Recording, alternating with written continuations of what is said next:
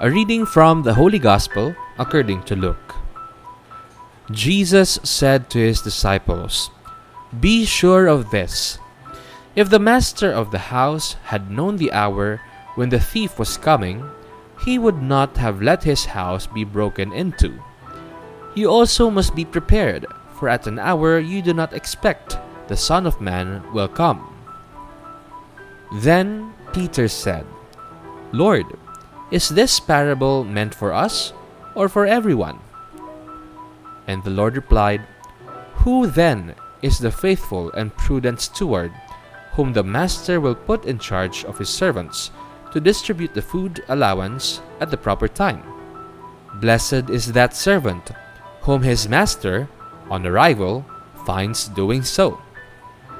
Truly I say to you, he will put him in charge of all his property.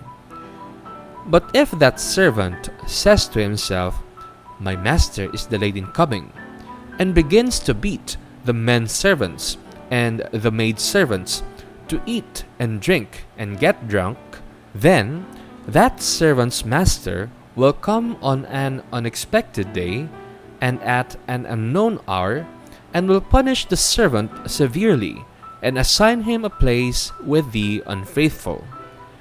That servant who knew his master's will but did not make preparations nor act in accord with his will shall be beaten severely.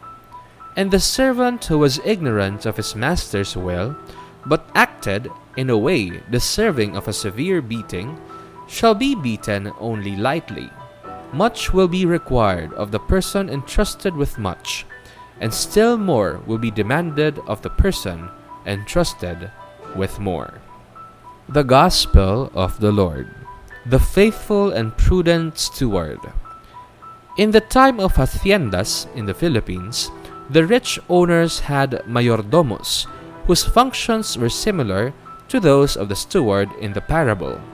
In the absence of the master, the faithful and prudent steward provides for the needs of the servants and manages his master's property.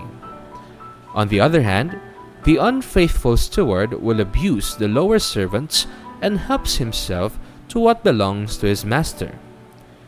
The master will return at the hour the stewards do not expect and give them their due, reward or punishment. While waiting for the definitive coming of God's kingdom, we are not to escape from this present earthly life. Instead, we get involved in the here and now, in the establishment of God's kingdom on earth. In his book Spiritual Polarities, Henri Nouwen writes, "The paradox of expectation is that those who believe in tomorrow can better live today. Those who expect joy to come out of sadness can discover the beginnings of a new life amid the old. Those who look forward to the returning Lord can discover him already in their midst. We live in the here and now, but not yet. The manner we live the here and now will determine the outcome of not yet."